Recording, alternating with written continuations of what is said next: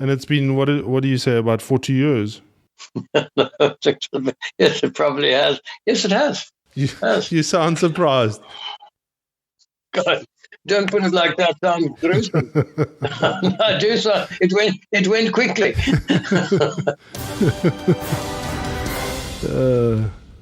Welcome to today's show, and our guest is wine industry veteran Charles Withington. Charles started his wine career working at Rustenburg. Welcome to the show, Charles. Hi, I'm quite a privilege to be talking to you, and thank you for the opportunity. You sounded quite surprised when I said that you've been in the industry for more than 40 years.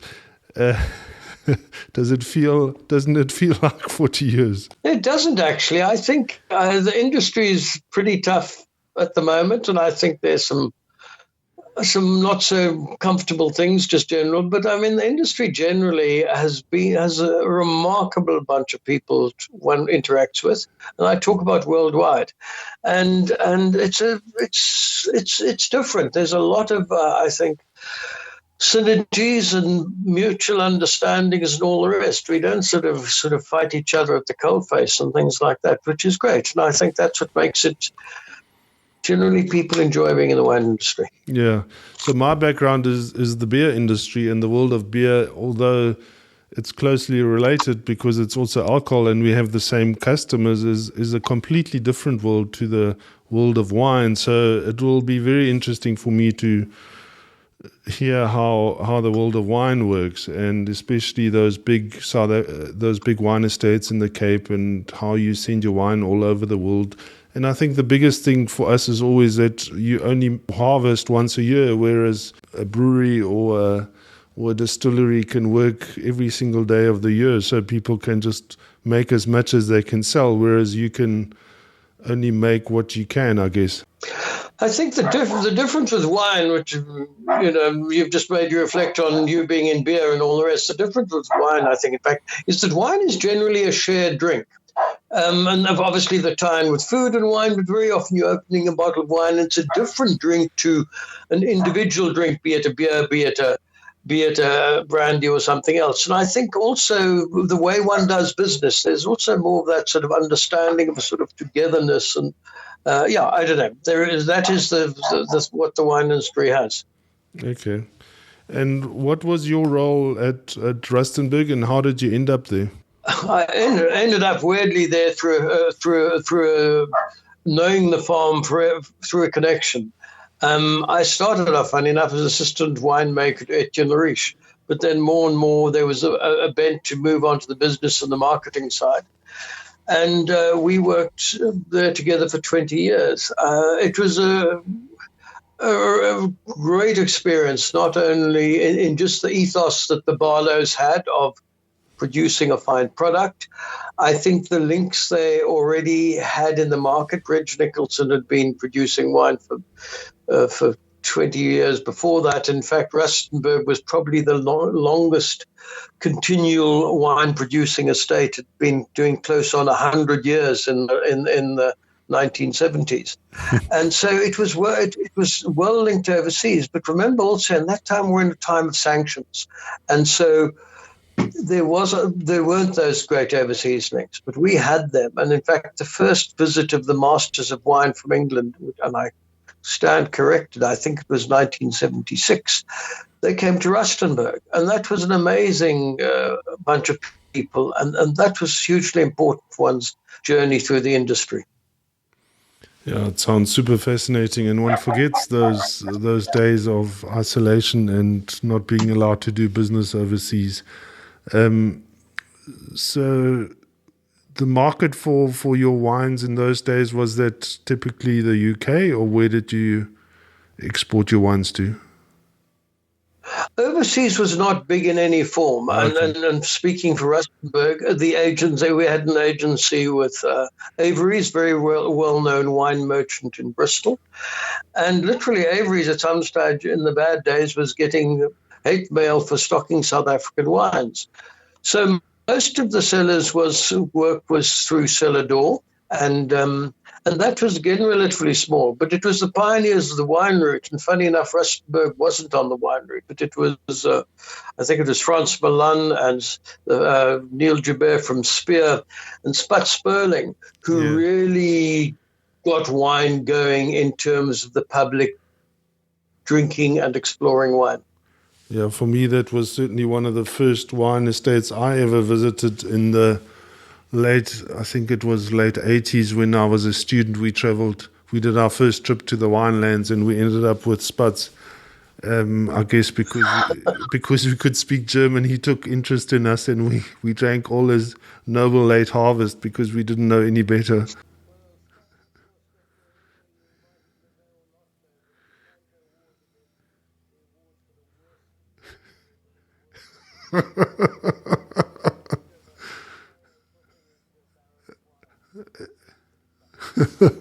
Yeah, that label I remember. So just explain the concept of the cellar door, which obviously is similar to what the beer people trying to do with their tap rooms, I guess. Yeah, and just give us an idea how much wine is actually sold at cellar door. Well, the cellar door one should actually include those days, which was called mail order, which is like online now. Yeah. And if the good estates acquired good mailing lists, and Rustenburg was particularly successful in doing it. We sent wine all over the country, and the key was to have those customers in the fashionable parts of Johannesburg in those days, Hyde Park and Parktown, and when they had dinner, they knew how to drink wine, and so a lot of the marketing was done that way. And funny enough, a lot of it was sent using the South African railways. You drop the wine at the station, be delivered to Johannesburg, and someone would get it. Another incredible pioneer of that, funny enough, was Sydney Backspoke. Mm. And he really was the father of mail order in South Africa. And his trick was to find all those people who lived in Carolina, Hendrina, and the Platteland, God knows where else. And he'd mail order them and establish very strong customer relationships with people all over. Isn't that fascinating? And we think with modern day e-commerce, we're the first, and nobody's ever done it before. But there you have it. Sydney Back did it way back when. Yes, exactly. Yeah. Imagine if he had Facebook and he could do his Facebook marketing to Kimberley and Uppington and, as you say, Carolina. Yeah, that was Carolina Free State, not Carolina, USA. I think it's in Mpumalanga. That was in Mpumalanga, okay. Wherever it is. Yeah. Yeah. So you were then working as in the marketing of Rustenburg, I gather. Well, I was sort of the business manager. Etienne and I worked closely together. We've remained great friends ever since. And Etienne was, again, one of those remarkable South African winemakers. And not only did he do great wines, but he had a humility about him. Etienne could talk to anyone about wine, and in a very understanding and open way. He never was sort of full of himself. And there's still quite a few of those around. People look at the Neil Ellises, look at the Johan Milans and people like that who are just soft-spoken, sincere people who know an incredible amount. And it's only in casual conversation you suddenly realize how much they know and how much you don't know. Charles, tell us a little bit about the trade in those days. What was that like? Trade was bizarre in the sense that very few people, everything had to go through the KWV. I can't quite remember how it all worked, but all contracts, everything had to theoretically go through their books. Very few people had a wholesale license to supply the trade. But Rustenburg, funny enough, had one. I think 3 people had one. But other than that, the trade was, you had to go, it wasn't easy. There were a couple of big merchants, but I can't really recall exactly how the smaller trade got their wines. But a lot of the smaller trade, you could supply to, you just had to do some form of contract system with the KWV. You didn't hit the road and go calling on bottle stores and ship the wine there? Rustenburg didn't do that much. But oh yes, I'm sure if you speak to the fellows at Stellenbosch Farmers Winery and ever, they all drove Valiants, and there's nothing, there's always been someone going out there flogging wine. But yeah, no, we didn't like that.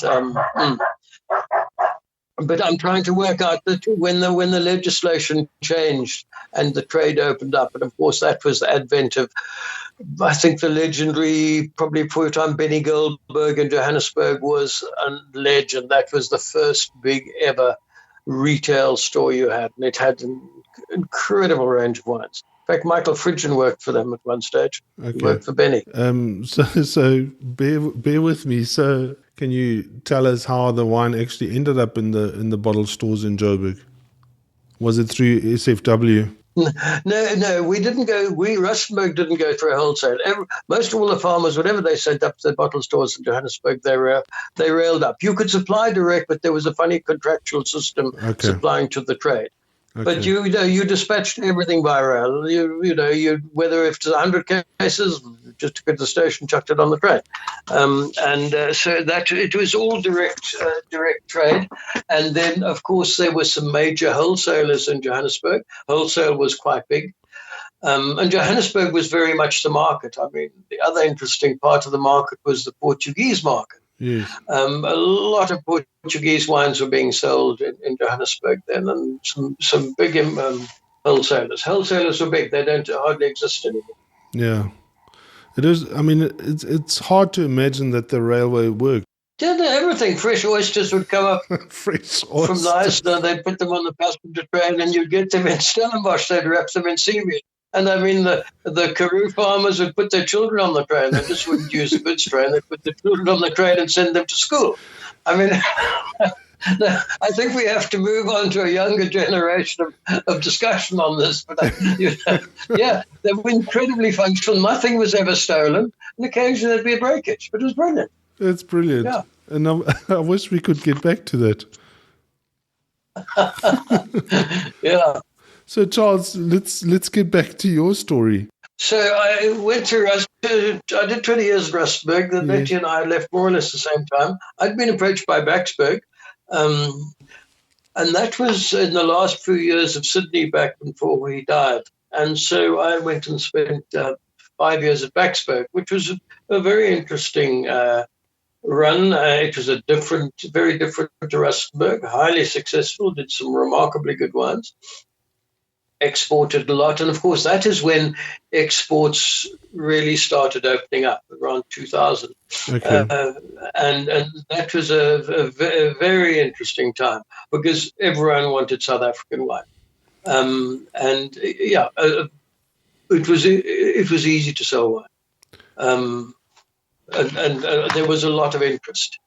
I think, unfortunately, if we look at how we were, then I think possibly one of the things we did wrong in that stage. I don't mean we, Backspoke, I mean probably the bigger producers or the marketing, is we put a lot of lesser wines into the overseas market, specifically England. And we were very successful in supermarkets, and everyone said, wow, that's great. And we even had this promotion of where there was export incentive money to promote the brand. And so we became very successful in supermarkets, but it did nothing for our brand. Even now, South African wines, if you take all the South African wines as a whole basket, and you look at the price we are achieving in the UK market, we're second or lowest price we're getting. We've never started off on a high perception of price. We're getting a lot better now with... and the whole thing was volume based. There would be export incentive volume. So yes, it was important. We sold that wine and we got our shelf spacings, and we were in Morrison's and Tesco and heaven knows else. But I think we lost in brand build. Yeah. I think the other thing that we realized in our naivety is during sanctions, wine travel was easy, and the links with wine producers remained throughout bad or good times. So you could always talk to overseas people. And if people went overseas or winemakers, they'd come back and they'd bring back a whole lot of wines, you taste them. and we'd taste a cloudy bay and say, yeah, that's it. That asparagus, that is what we need. And you taste a big Shiraz and say, wow, that's what we need. Those Australian Shirazes, they're hitting the market and succeeding. And that's when we first went into the export market, we didn't realize it, but I think we're a bunch of wannabes. Yeah. We really said, well, that's what we have to make, and we will make it. And because that's what the market wants. And even at one stage, we even flavored some Sauvignon Blanc, I think. And it is only now, probably in the last 15 years, that we've got more and more great winemakers. Well, we've always had great winemakers. It's saying, hold on, we aren't an Australian Shiraz. We aren't that. We are what we are. And in certain areas, we can produce this, or we do a lot of blends, and got that confidence of saying, you know what? This is our style and this suits us. And I really believe to a certain extent when Mandela was free, he actually freed our mindset a lot, that we were proud of what we did and we didn't have to become a wine producers of imitation. And if you look now, we certainly aren't. We are really producing throughout individual wines with story, with character, and with a very high quality. Yeah, I'm glad to hear that, because I can feel the emotion of those early years when you were allowed to travel and you felt, I think the South African self-esteem was very low and we didn't believe in our own story. Yeah, no, absolutely.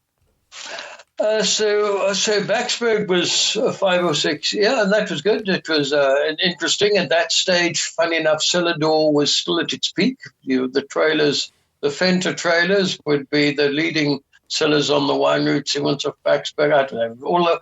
All the big ones would have Celadors. Simon's Flays would have Fenta trailers going down the drive over East. It was full. And that's then I left Backspoke, and when I was at Backspoke, I started doing the export for Neil Joubert, which was an interesting producer because they were right next to Backspoke.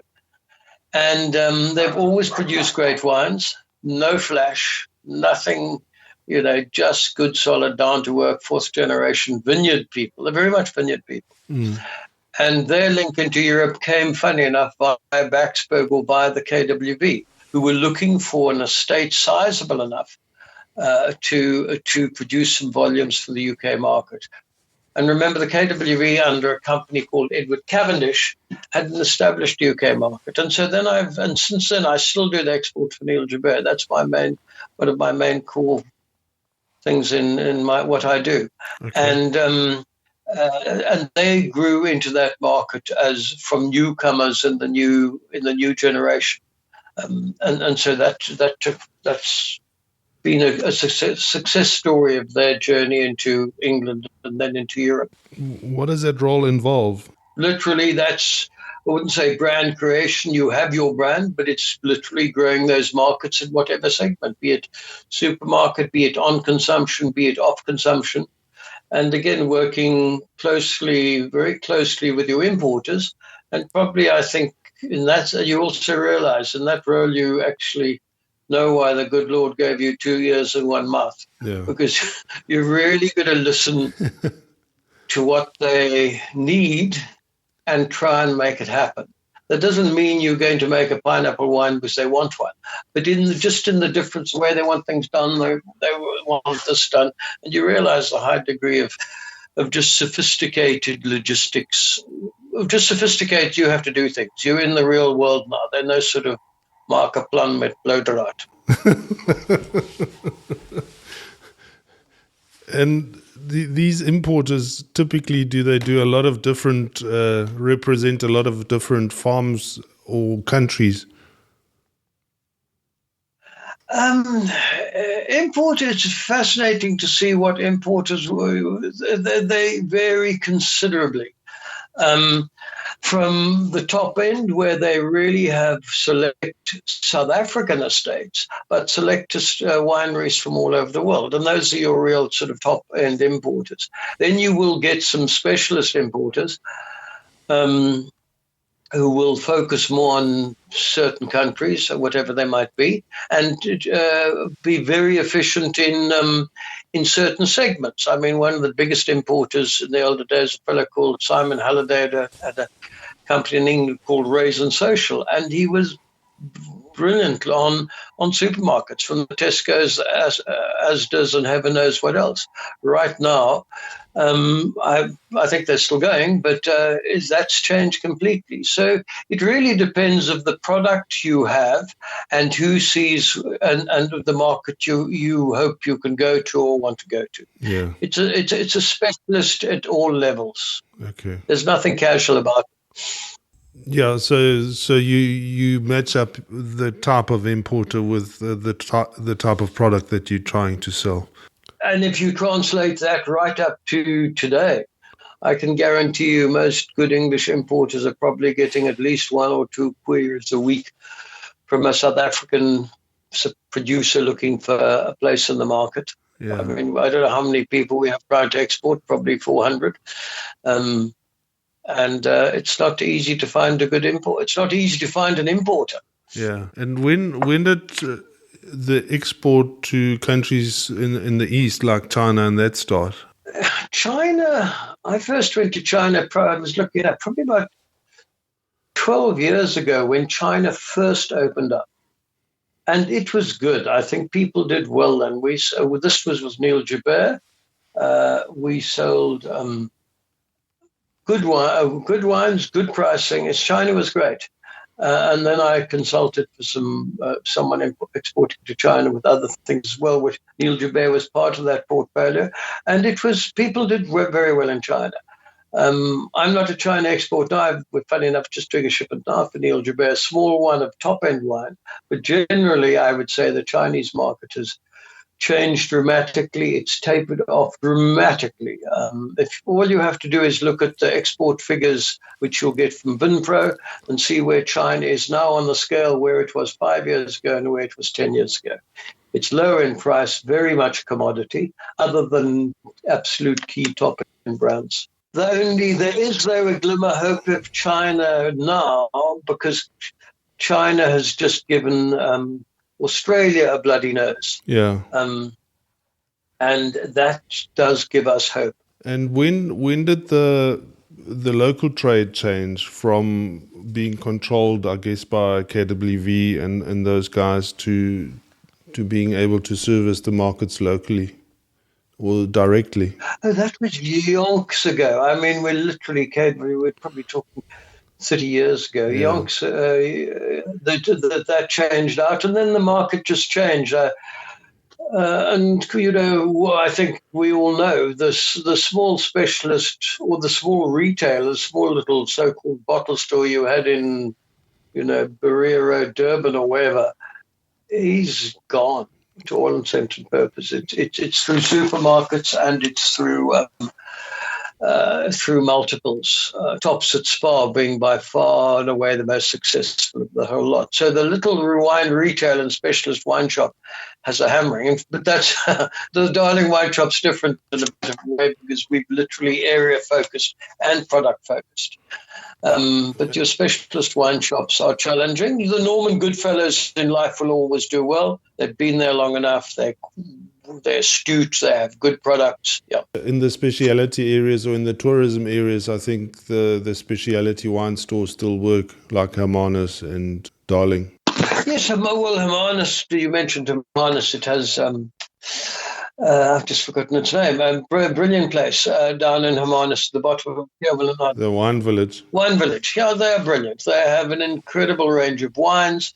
They have great knowledge. They're proactive. They'll do tastings. They'll do all the rest. So those are, those have become a destination. And those shops will survive. But as I say, the little liquor license you had in the main road, that wherever, is not going to happen. Yeah, that was all changed by Ray Edwards. We were just talking about it yesterday. When did you start your wine shop? Well, I've always been doing a wine for 20 years. Funny enough, it went through Avery's in England for a long time. Yeah. And tied in with probably a legend in the wine industry, a fellow called John Avery, who's now deceased, one of the English MWs, who knew South Africa well. And then I thought, I was living in Darling, and thought, you know what, if I had a wine shop, I could do that. And so I went to the Darling producers and said, it's very simple. If I open a wine shop here, because I had a license and all the right thing, open the wine shop here, it's very simple. If it's just my little wine shop, I'll get 100% of 20 people. If we put all of Darling wines in one place, I'll get 20% of 100 people. And I'm not an instead of your wine farm. I'm an addition to. Darling Wine Shop is for people who like wine, who want a range of wine. They want the range of wine in the areas, but they aren't going to drive in 5 directions, or they haven't got time. They happen to be in town and they want to pick up some decent wines. And the nice thing is they can get a whole selection, and they can have in that shop the knowledge of each and every wine farm. And so it's not a case of just, buying a bottle of wine. They can really explore. And for the producers, it's worked very, very well. We have a very good working relationships, and we build the brand. Very often, the first sale might be from the wine shop, and the next sale would be directly from them. It's all about building the Darling brand and creating something special in the area. When did you move to Darling? I don't know, about 14 years ago. Okay. From Backspoke, I lived in Stellenbosch and Paarl all my life, and then moved to Darling. Okay, as a retirement plan. No, it was an absolute plan of reality. Charles Back's cynical comment about Darling Vineyards in Swartland. He said the Swartland guys always wanted Darling Vineyards, but they were too expensive, so they went to the Swartland. I went to Darling because it was cheaper to buy a house in Paarl. But incidentally, the interesting thing on Darling, though, is the amount of Darling grapes that are sold out to leading producers. Probably 60% of Darling grapes are sold out to Distell's, a big buyer. A lot of the big names buy a lot of their fruit from Darling. And you ask yourself, someone like Charles Back has 140 hectares in Darling with 14 different varieties. So it's an amazingly range of very interesting varietals growing in Darling. And for me, interesting is obviously the little brewery that has popped up in Darling. Oh, Darling Brew. Yeah, well, it's a big brewery because, in fact, they were right next door to the wine shop, and it started up by a charming couple called Kevin and Philippa Wood, who you probably know. I do know. And it was a great. The brew added a huge amount to Darling.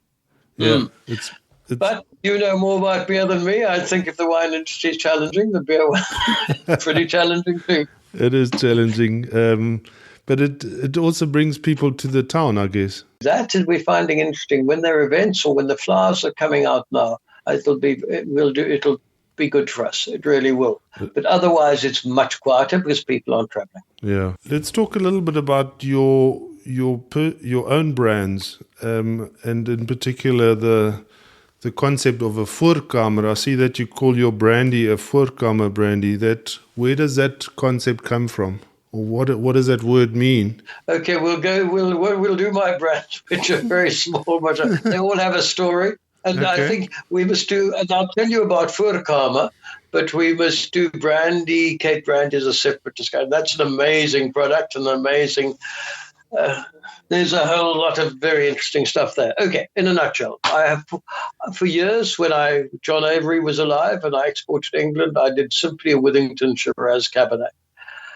And when John died, and that was part of that brand that sort of went. Not that he had any financial involvement, it was just a great friend and a great thing to do. So I actually culled it and have always wanted to do our own blend with Cinzo, because my years at Rustenburg with Etienne, we always had Cinzo as one of the blending components of what was then the Rustenburg Dry Red, and probably one of the most legendary blends in South Africa.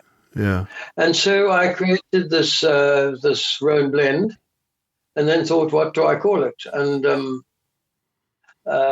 so Rhone, obviously, you can't use the RH Rhone because the EU will get onto you.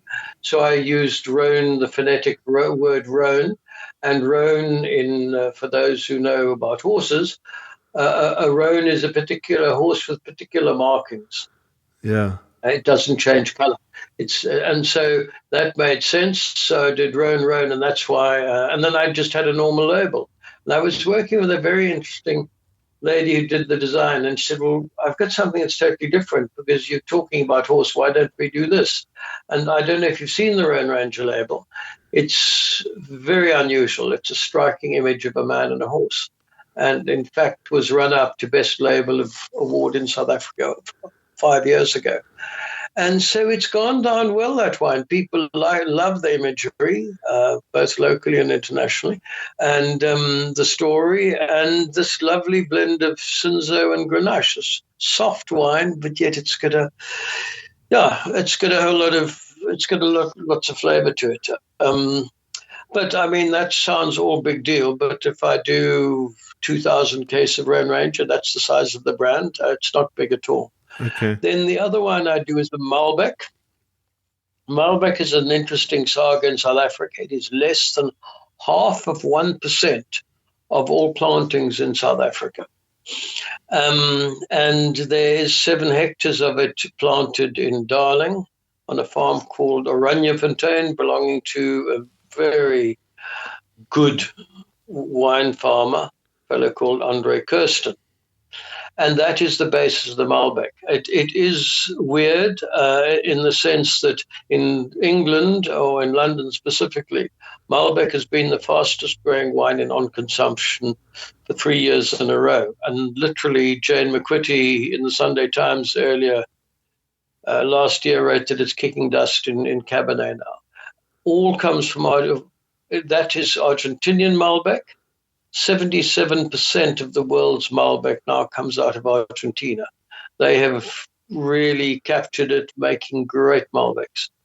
And so that's why I did the Malbec. And the label of the Malbec, it's actually called tongue-in-cheek Nguni, because we have those lovely Nguni cattle in Darling, and it's Nguni cattle on the front. Okay. And then the voorkamer brandy, part of my saga post-Backspoke, I was retained by a crowd called Southern Cape Vineyards, who down had Barrydale and Ladysmith distilleries, to just do some marketing things. And I first got to learn about brandies. I won't go into the detail of Cape brandy in that, but when you see the brandy that comes out of Barrydale and Ladysmith, you realize you're in a totally different animal. You're dealing with world class. And that hence got me onto a brandy of my own, which I don't distill myself because I don't have a big still and a sophisticated one. But from then on, the maturation, the wooding and all the rest, I do in conjunction with the distiller. Voorkamer is an Afrikaans expression. In Afrikaans houses, and I mean Afrikaans speakers of all races in that sense, there's normally, even in a humble house, there's a little voorkamer. It's a front room. And that front room is where you receive guests. And even to a humble house, if the dominie came to visit or someone, you'd entertain him in the voorkamer. Oh. There's also a story in the voorkamer, not a story, it's true, that if your daughter had a young boyfriend and he wanted to come and visit her, then mum would leave them both sitting in the voorkamer and they could sit and chat. And she would light in the old days what was called an opsit kers, Yes. which meant she'd light a candle the length determined by how much she thought of the boyfriend. And when the candle went out, he knew it was time to go. Okay. So that was the story of voorkamer. And it's not big. The brand's 1,000 bottles probably a year. It's a 7-year-old. It's an XO quality. And I believe a Cape brandy has to have an Afrikaans name or something like that. It has to have something about us because we produce such good brandies. Yeah, and you, I see on your social media you talk about wine tasting in the voorkamer. We have a voorstoep. We have a whole project called voorstoep. Yes, and we do our tasting on the voorstoep. Yes, we do everything on the voorstoep. Yeah. But then the idea of the gin came with something that you could do, a very interesting plant called kakamakranka.